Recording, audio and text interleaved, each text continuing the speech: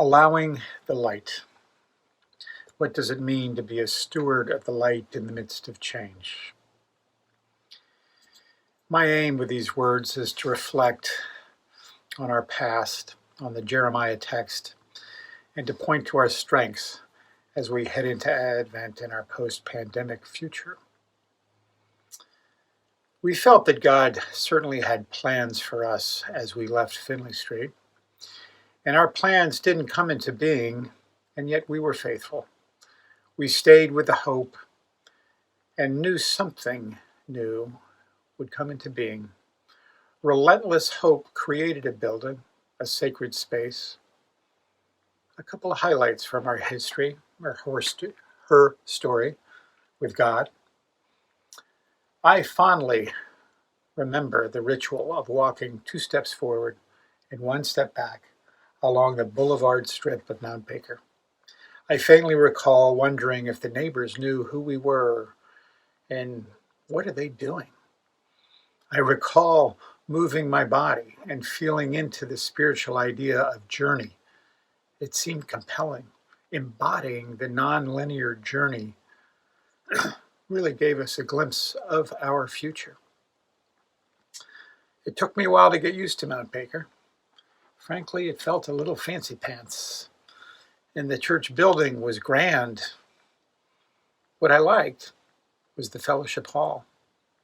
Afternoon church, confirmation experiences of my daughters, the meetings, the many, many meetings in the fellowship hall as we navigated the building process. Our first round of plans were rejected as the recession dried up the available money and the city planning office resisted us. We had to stop and reckon with the truth that our plans didn't work. We prayed and wondered and prayed and comforted. We surrendered our plans and asked God, what's next? Eventually, after 7 to 9 months, a new plan emerged. It was less grand, more pragmatic, humble, and yet it seemed like such a long shot. Ultimately, after more difficult meetings, we approved it. The city approved it. Church Extension reluctantly agreed.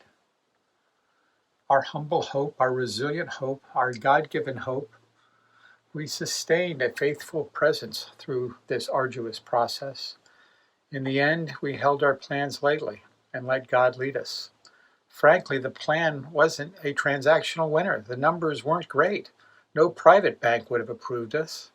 I seem to recall one of the most important meetings wasn't a meeting, but a retreat around what we would name the church. This seemed crucial. We built our beloved building, and it's been a gift and a remarkable manifestation of our journey with God. After we moved in and became accustomed to the new welcome table, I recall mopping the floor one Monday morning, and being a little amazed at what God had done, and knowing in my bones this was Spirit's work. As I stared at the labyrinth, I felt my body getting closer to the center, only to back out again, and knowing again the journey is not linear and not what we expect. This pandemic has exiled us from our building and from each other. I know we're tired of experiencing God through the screen. What else could have taken our blessed building away from us? We have been exiled. Now let's go to Jeremiah and a little history on exile. Jeremiah prophesies during the time when Judah, the remnant of the southern Israelite, after the north had been subsumed by the Assyrians. For 3 decades, Judah gradually attained political and religious freedom. The Assyrian Empire to the north had declined, and Josiah's reforms, called the most extensive and far-reaching in Israel's history, were taking root. Josiah advanced his influence not just in Judah, but also into the northern kingdom. He was a force. And this is when Jeremiah became active. He died in battle. His corrupt son took over, and Jeremiah really took off then. The son promptly overstepped, provoking the Babylonians, who eventually invaded and burned down the temple. And in those days, rather than leaving a big army to control the population, the Babylonians forcibly gathered the social and political and religious leaders and took them to Babylon, where they could control them and monitor them. Thus, the exile. This happened from 597 to 438 BCE, about 70 years. It's crucial to the plight of the Jews and to their story. It was a crisis for all of Judaic institutions. The Jews no longer had the land, which was essentially the currency of their claims from God, and the priesthood no longer had a temple. Not hard to hear people asking, perhaps as some did during the pandemic, where is God in all of this? Jeremiah sought to answer those questions.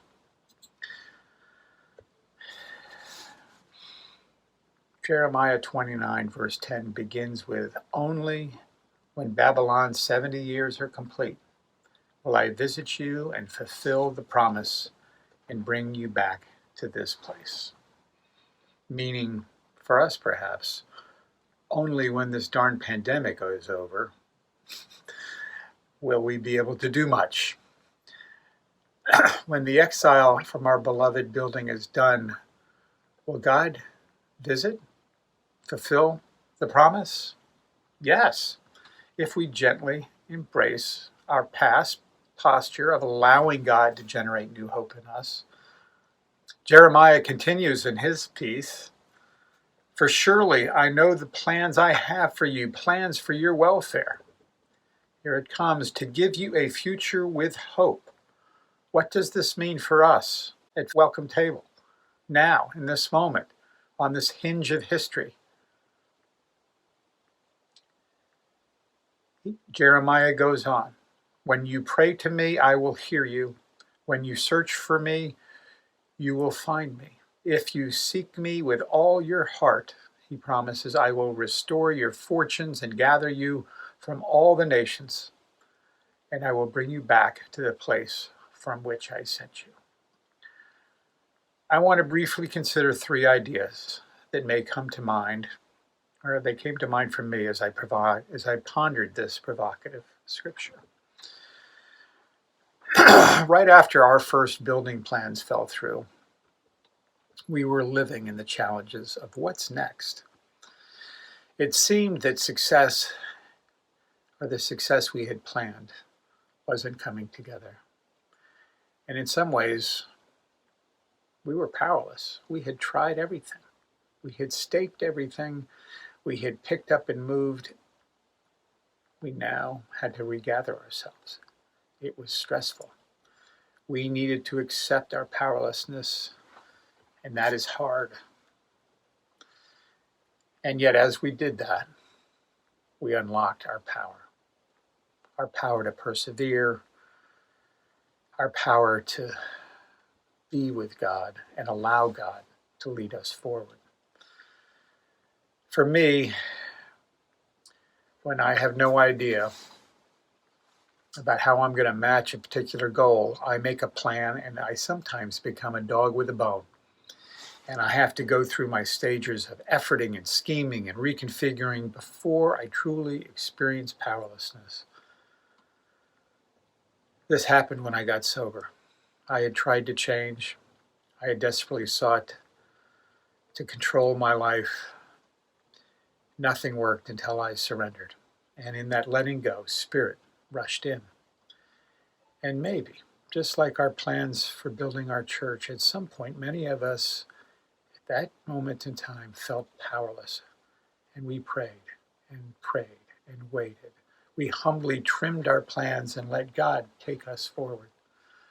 This new hope can be fledgling. I remember feeling weathered and battered, and yet this power and recognizing our powerlessness allows for God. That made all the difference. The second observation is in our faithfulness. Success is what society craves, and every once in a while we do. And it's really different than faithfulness. And sometimes I get mixed up. Nothing like winning a union election. Like that is the event and it's done. But of course, it's not done. It's just the beginning. And that's just, how we work in society sometimes. I remember with great fondness Chad and Kathy's wedding right before the pandemic. What a glorious moment for our church. The building was so beautiful, and the ceremony with communion deeply touched me. We had arrived as a church, and we cleaned up and stuck around afterwards, and we were church. But that was an event. I loved it. Parenting is my favorite example of faithfulness.